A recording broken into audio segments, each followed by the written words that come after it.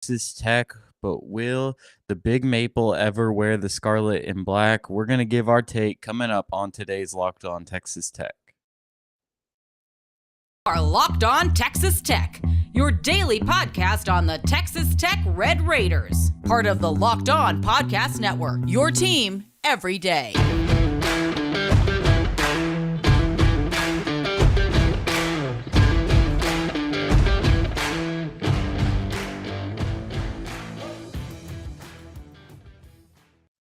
Hello and welcome to Locked On Texas Tech, a member of the Locked On Podcast Network. Thanks for making Locked On Texas Tech your first listen every day. We are free and available on all platforms, including YouTube. Be sure that you are subscribed to our channel if you have not already. I'm Ryan Mainville. I cover Texas Tech for the Dallas Morning News, and I'm joined by Emery Lida, a longtime Texas Tech analyst, writer, and podcaster. And today we are talking the commitment of Fardaws Aimaq. We've covered him a little bit throughout this offseason, but haven't really taken the time to plunge in depth to his game. So that's what we're here for today on today's episode, which is brought to you by BetOnline. BetOnline has you covered this season with more props, odds, and lines than ever before. BetOnline, where the game starts.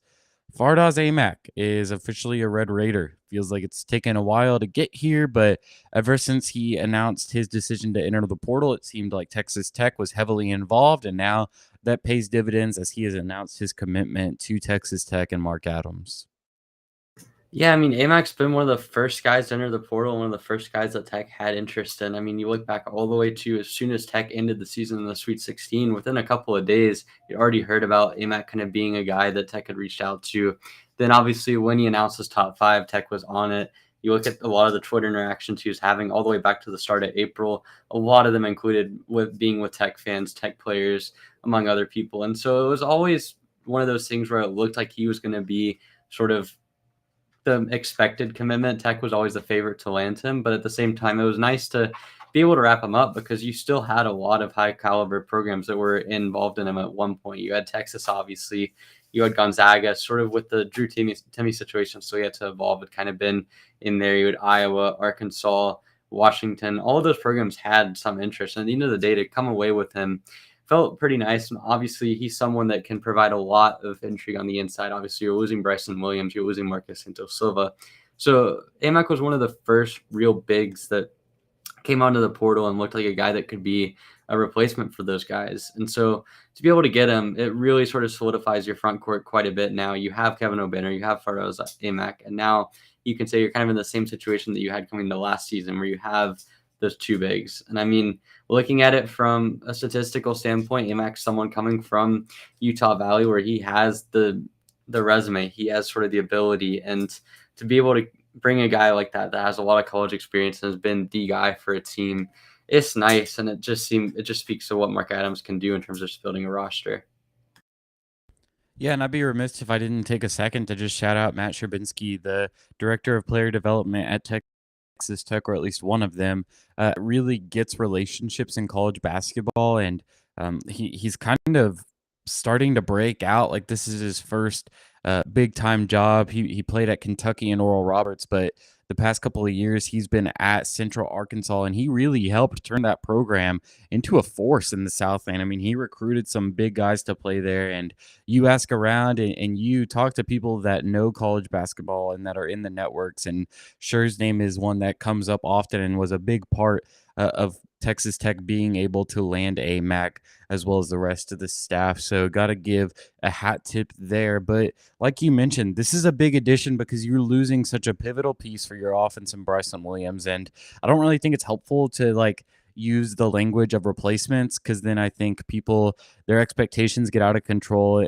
And then when Aimaq isn't exactly like Bryson Williams, the program is burning down to the ground. But the important thing with Aimaq is that you lost a starter who played a tremendous amount of minutes for you on the inside, and you're getting that back. Aimaq's going to be a day one starter if he does end up coming to Texas Tech. He's going to be a guy that is a perennial starter. He's got the ability to do it. He's got the experience to do it. And so that alone, I think, is a really, really key thing for Texas Tech to plug here, because we can get into his skills and his abilities, which we will in a minute. But just the ability to add some more experience back in, to get a guy that's not going to need any development, not really going to be a project and who you can throw in the starting lineup day one is a big, big win for Mark Adams. Yeah, and Aimaq is a guy that if you look at him, I mean, he's not going to replace Bryson Williams from a pure player standpoint. I mean, obviously they're different players. They have different skill sets. We'll get into that. But if you're looking at what he can provide to your rotation, he's a guy that has a lot of experience as an elite level big at a mid to low major school. And so what that provides you is the confidence that he's okay with that playing heavy minutes. You know that he can do that. He averaged 34 minutes a game last season. So it's obviously something that he has in his strength, in his tool bag to be able to play those heavy minutes. And that it gives you more versatility in the front court. Obviously, just having a guy with that pedigree is nice to have on the roster. But at the same time, it's also one of those things where you bring someone in with that level of ability. Obviously, the rebounding ability is the biggest thing that I think he can bring that you're not going to find anywhere else on the market. I mean, someone's averaged 13 and a half rebounds a game or more the last 2 seasons. I mean, that's ridiculous. That's Oscar Tshiebwe type numbers, Armando Bacot. Like, those are the only other guys in the country that have kind of been on that same stratosphere from a rebounding standpoint. And so to have Aimaq on the roster and have him with that individual ability, it's really nice. Obviously, I think people that sort of expect him to replace Bryson Williams 1-to-1 are being a little bit delusional, because he can do things that Williams couldn't from a rebounding standpoint and also as a rim protector. And then he also has limitations from kind of a foot speed standpoint, and also maybe the shot not being quite as far along, and the finishing kind of needs some work. But overall, I mean, Aimaq's a guy that if you have him on the roster, it improves your team. And if he ends up coming to Tech and doesn't stay in the draft, then it instantly provides a huge relief to a need that you had underneath, because going into the season with just Kevin O'Banner and Daniel Bacho in the front court was not going to be ideal compared to what you had this past season. And so that a guy like Aimaq can have the experience that he has and have the ability that he has. It's really nice. And I think it really is one of the more important additions Tech could have made this offseason. Yeah, well, you mentioned the rebounding numbers, and those aren't Oscar Tshiebwe, Armando Bacot numbers. They're better. I mean, he's been the best rebounder in college basketball the last 2 years in terms of just a pure statistical standpoint. It's pretty incredible what he's been able to do. I mean, I've talked about this a couple of times on the pod, but the 15 rebounds per game in 2020 were the most in college basketball since 1980. I mean, it's like this dude was playing against plumbers. I mean, he was making it look easy. And then last year, he's good as well. Averages 13.6, a little bit less, but still grabbing 3 offensive boards a game, which is just incredible. And so I think the most projectable skill that Fardaws Aimaq will bring is rebounding. And I think that gets overvalued by times, or at times by Texas Tech fans, just because rebounding has been a struggle at points over the last couple of seasons. And rebounding isn't really a sexy skill. Like, it's not something that you're going to be turning on the tape and seeing a lot of rebounds on his highlights, but it's something that every team needs. And Fardaws Aimaq has been the best at it in college basketball the last 2 seasons. And so Texas Tech gets an immediate plug and play skill with his rebounding ability. Yeah, I'm usually one that sort of downplays the importance of rebounding. I really think the difference between 4 rebounds a game and 8 rebounds a game as a player is not as big as people seem to think. And you can utilize the rest of your roster in the margins to kind of overcome some of the rebounding gap. I look at what Houston's done over the years and sort of getting a lot of guards that are high, that have a nose for getting rebounds. And I kind of say, like, rebounding from a big is not overly important as a skill compared to what people seem to think, unless you're as good at it as Fardaws Aimaq is. Because, I mean, when he's someone that is averaging over 13 rebounds a game and has the presence on the offensive board that he does, and just simply doesn't allow people to get rebounds over him, that's a skill set that you want to have. When you're elite at something to that degree, you take it on your team. That's a benefit. I don't care as minute as the skill is, and as much as I think that teams don't necessarily have to have an elite level rebounder on your team to be able to win, it's still a valuable trait. I mean, teams have utilized that as a big part of their offense, being able to get offensive rebounds, being able to control the glass on both ends. And so when you have a guy with that elite of a skill set, and you can kind of plug the rest of the roster around him and still kind of maintain that hard-nosed effort on the glass outside of him, then it's a huge benefit. And they're not empty rebounds too. They come from him legitimately being good positionally. He doesn't necessarily chase to the degree of a guy like Chris Clark, for example, kind of comes to mind as someone that maybe didn't have good rebounding technique, or Hassan Whiteside in the NBA.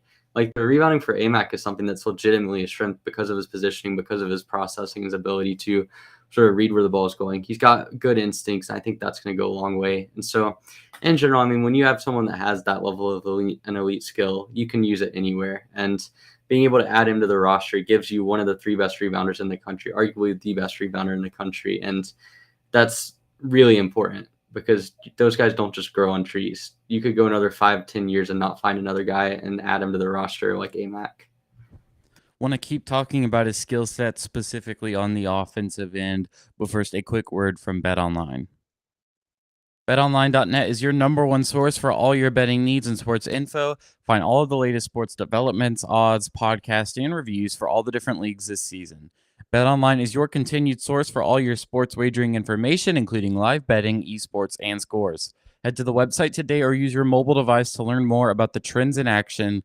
BetOnline, where the game starts.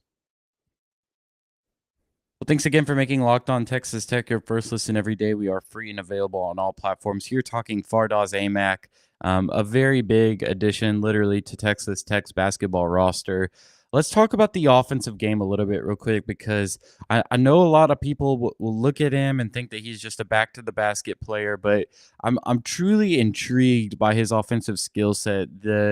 I've really plunged into his tape since he announced his commitment to Tech, and I'm blown away at his ability to make turnaround jumpers and make plays out of the mid post. It is something that is really, really impressive. And, you know, while Bryson Williams had that magical touch around the rim where regardless of where he was putting it up or who was on him, he was making a shot, Fardaws Aimaq doesn't really have that yet. He hasn't really proven to have that good of a touch around the rim. But he's really good at turnaround jumpers, backing a defender up to the basket, and then getting a good quality shot up. And I think that's something that is so valuable for post players because it creates another dimension of their offense. And it also makes them really hard to defend and encourages a lot of free throw attempts because they get fouled a lot. I mean, Bryson Williams, you think about how just versatile his offensive game was. He averaged 2.6 free throws per game.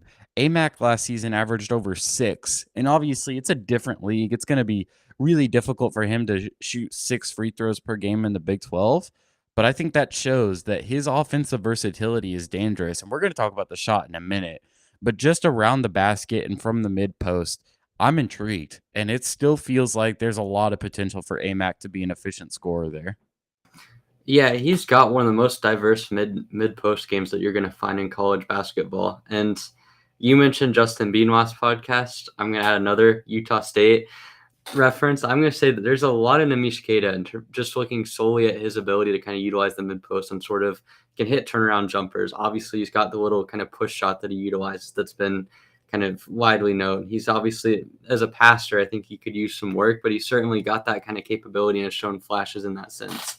And just his ability to sort of turn and make offensive decisions that aren't necessarily like predictable. Like he can turn it, and he has a really kind of smooth release into his sort of turnaround jumper that I find to be very effective in terms of getting his shot off. And he's a very kind of calculated player, and I think that's how he gets a lot of his free throws. That and his just pure tenacity. He gets a lot of free throws off of putback attempts and also off of just general aggressiveness, but he's one of the more calculated post players you're going to find. And obviously, I think that there's some limitations he has from a finishing standpoint. He kind of can seemingly rush things a little bit at times. And certainly, I think that he could stand to work a little bit in that sense. I mean, you look at his numbers around the rim last season, he was 61%. That's not great per se. And certainly, I mean, some of it has to do with just the pure volume you took. I mean, when you take 171 shots there, it's going to be high enough volume that you're going to have maybe a little bit of a lower percentage, but still, I mean, in the paint, he can create his own shot. He can do so many different things from the post area. He can be patient. I think certainly the actual shot mechanics might be a little bit rushed, but at the same time, I mean, he's someone that has a lot of different skill sets to utilize. And as you mentioned, the turnaround jumper is something that I really find to be an extremely lethal weapon out of the high post and mid post areas. And it's something we see a lot of on tape. I think you'll see it a lot at Tech when he's in those kind of isolation based scenarios. And then got a little bit of work to do on the pick and pop, I would say, but from the top of the key, that's the one area he feels really confident in with his jump shot, whether it be from mid-range or from three. It's off of screens. He can do it from a spot-up standpoint. There's a lot that he can do there as well. So just in general, I mean, you look at his areas from the mid post to high post and from the top of the key, and he gives you a lot of versatility in that sense. Have I been nice and optimistic so far on this episode? Yeah. Okay, well, now I have to be a party pooper. I'm a little bit less bought into the shot than I think some people are. And I think it's just a degree in terms of what we talk about his shot being. I see a lot of direct comparisons and parallels to Bryson Williams, and I don't think that's very fair. Last season, Fardaws Aimaq made 20 of 46 threes after shooting 2 of 2 the previous 2 seasons before that, which is a pretty incredible turnaround, just to say the least, in terms of the efficiency that he that shot up with last year. It's really impressive. It's a testament to the work that he put in there. But I don't think it's fair necessarily for a direct comparison to be made to Bryson Williams quite yet. I mean, you look at Bryson Williams' best shooting year before he came to Tech, he made 31 of 87 shots at UTEP. So almost double the sample size. Then last year when he was a 42% three-point shooter, made 40 of 96. So we're talking about a much larger sample size. Bryson has also consistently been better at the line than Aimaq is. And so I don't think we're necessarily at a point where it's fair to project Aimaq as a guy that's going to be shooting, 3 threes a game and making a couple of them. But here's the thing. I know that I'm being a party pooper right now, but the shot looks good. And I think it looks better than probably Bryson's did coming into last season. The mechanics look really good. It's really fluid. It's something that he's clearly working on a bunch. And so I think the room for improvement is there. I'm just a little bit more skeptical on the volume that I would project than, I was last season when I was really optimistic on what Bryson's jumper could turn into. A little bit pessimistic, but the foundation's there and it looks good. And the room for improvement and growth there is definitely attainable.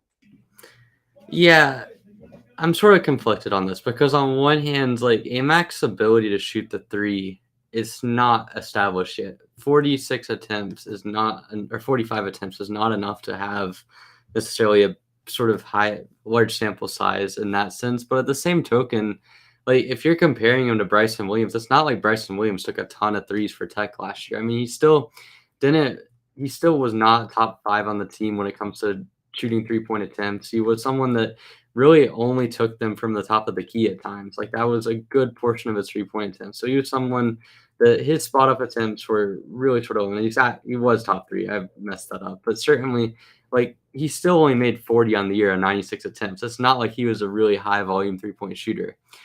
And I think that the functionality that Aimaq's jumper has is the same way that Williams could utilize his from the top of the key, in that you're not going to expect them to be 3-point shooters per se. They don't have to be knockdown guys, but Aimaq looks really comfortable shooting the top of the key 3. I don't feel confident in him shooting literally anywhere else on the floor. I think I saw maybe one make on tape that wasn't from the top of the key or around that area. And I don't have trust in him being a spot up guy, but a lot of the same things that you utilize to get Williams those open threes in terms of using him off of screen actions, I think you can do the same thing with Aimaq. And I feel like the fact that he was willing to shoot that many and make that many is at least something to where it's trending in the positive direction, that he's not going to be a complete liability out there. And when you look at Bryson Williams' season, like I don't think his 3-point shooting was the most important trait to him as a player. Like, yeah, it was something that was really nice for Tech to have kind of offset Kevin O'Banner's struggles from deep, as having Williams shooting at a 40% clip, but he didn't shoot enough of them for it to be a huge difference. It was kind of like a point here, a point there type of deal. And so functionally, Aimaq having the potential to stretch out to the top of the key is going to be valuable. I don't think he can be used as a spot up guy in the same way that Williams can, but the jumper is there enough to where I feel comfortable that's going to be something Tech can utilize to space the floor a little bit more, and especially add some variety to kind of some of the screen sets they use.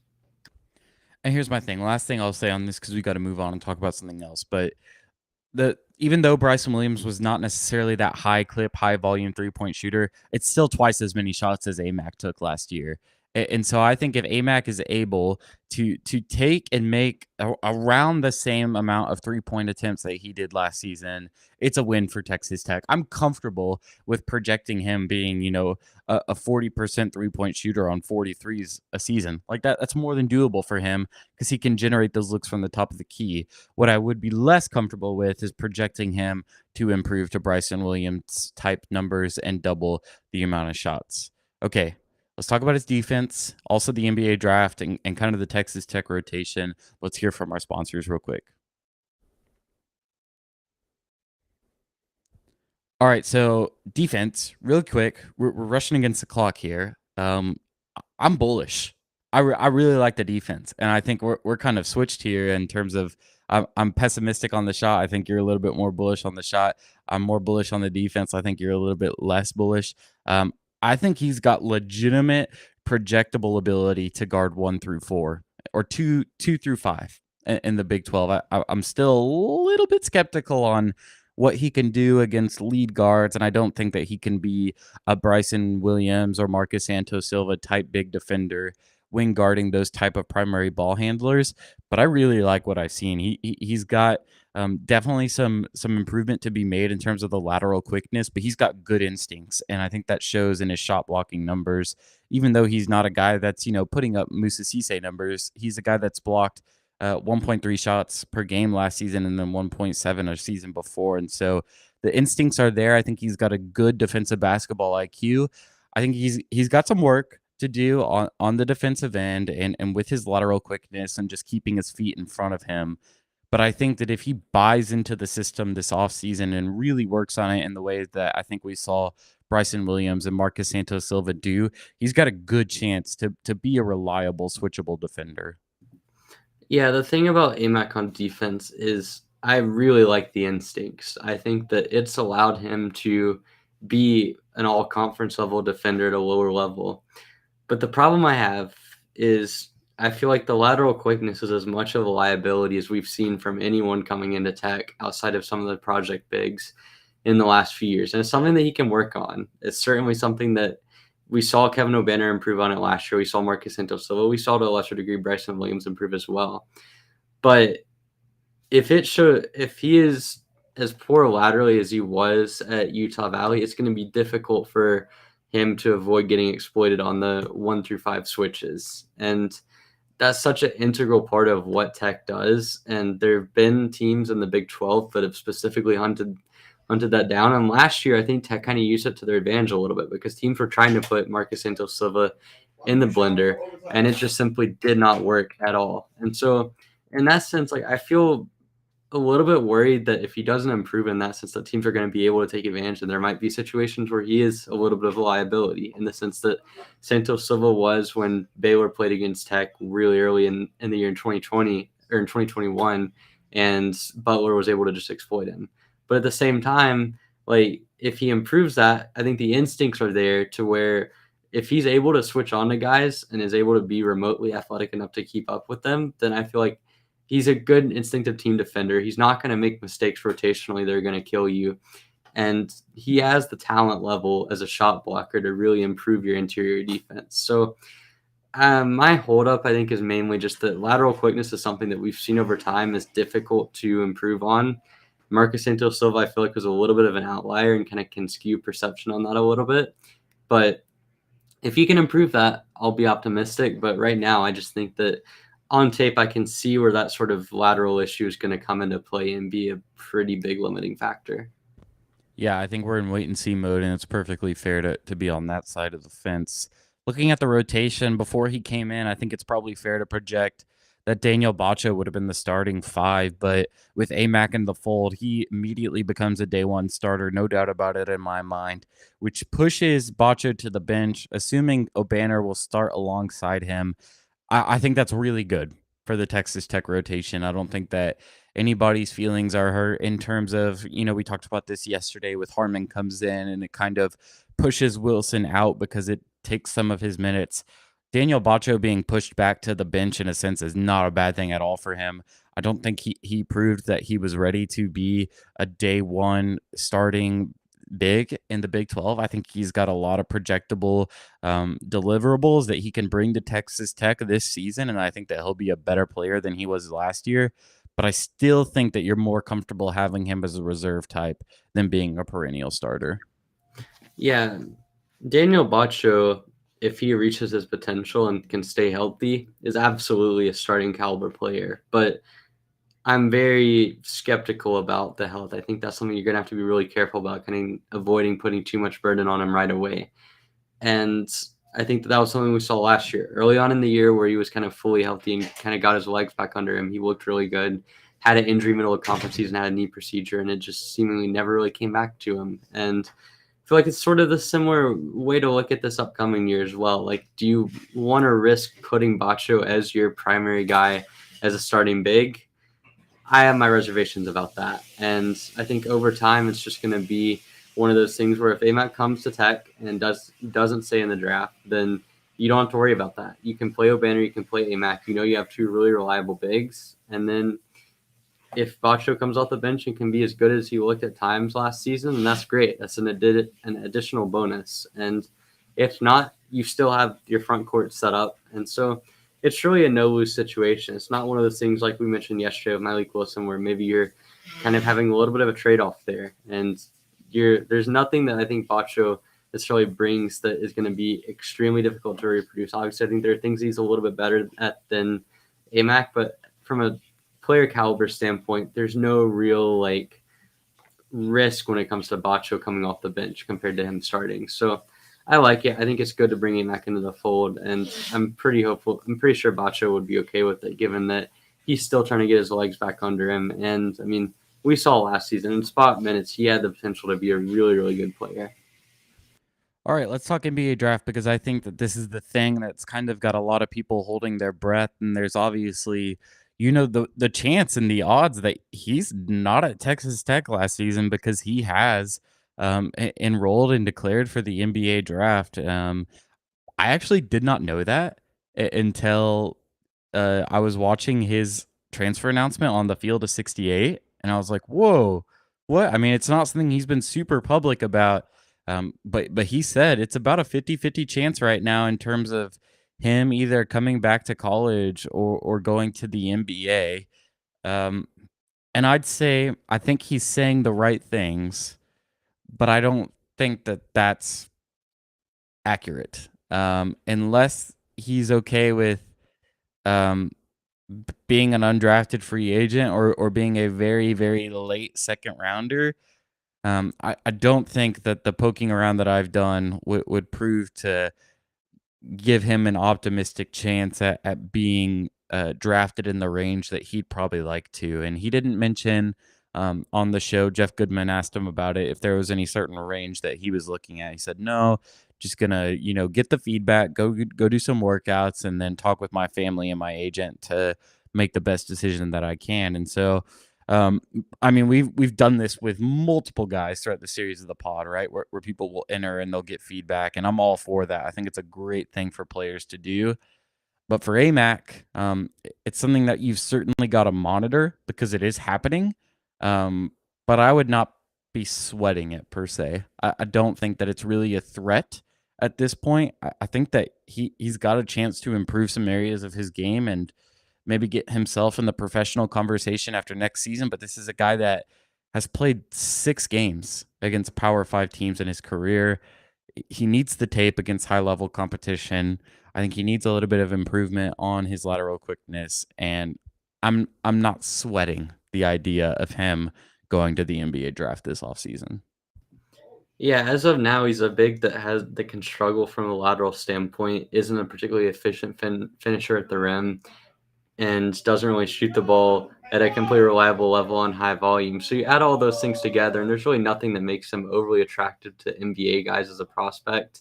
And certainly that would be the same thing that we've heard from various guys. I mean, I haven't heard anything on draft circles in terms of him being really on the radar as a late second round pick. I mean, it wouldn't shock me per se to see him go the draft route. But at the same time, I feel like the odds are certainly in Tech's favor that he comes back. And it's always good to get feedback. I mean, you can hear from NBA scouts what you need to do. You can kind of get some intel from teams.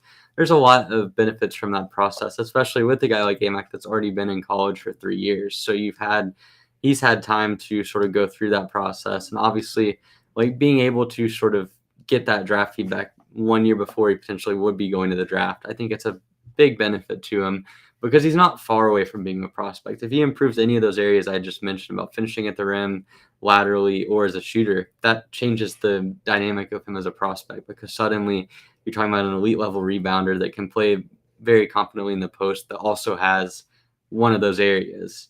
So for me, I think it's just getting feedback. It's a good idea.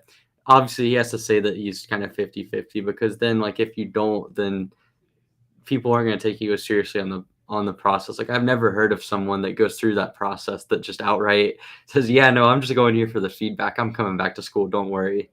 You know, like they might say that internally, but it almost never happens in public. So I feel good about Aimaq playing at Texas Tech, or if he doesn't, it's going to be for some unforeseen circumstance and not him staying in the draft. Excited to see what happens. I fully expect to see him in the scarlet and black next season. Thank you for tuning in to this Fardaws Aimaq breakdown. Excited to get him in the fold and see what he can do as a Red Raider. Texas Tech still has some scholarships open, and when they use those on transfer players, we will have a breakdown right here live on the Locked On Texas Tech podcast feed. So be sure that you are subscribed to our feed wherever you get podcasts. Subscribe to our YouTube channel. Follow Emery on Twitter at eraser41. He'll have a lot of good breakdowns on the transfers. You can follow the official Locked On Texas Tech Twitter page at Locked On TTU to get notified whenever an episode goes live. Until our next episode, thanks for making Locked On Texas Tech your first listen every day. Now make your second listen Locked On Big 12. All your daily Big 12 news in less than 30 minutes with Big 12 expert Josh Neighbors did a good episode about NIL today. Highly suggest you go check that out. It's free and available wherever you get podcasts. Thanks for joining us, and we will see you tomorrow.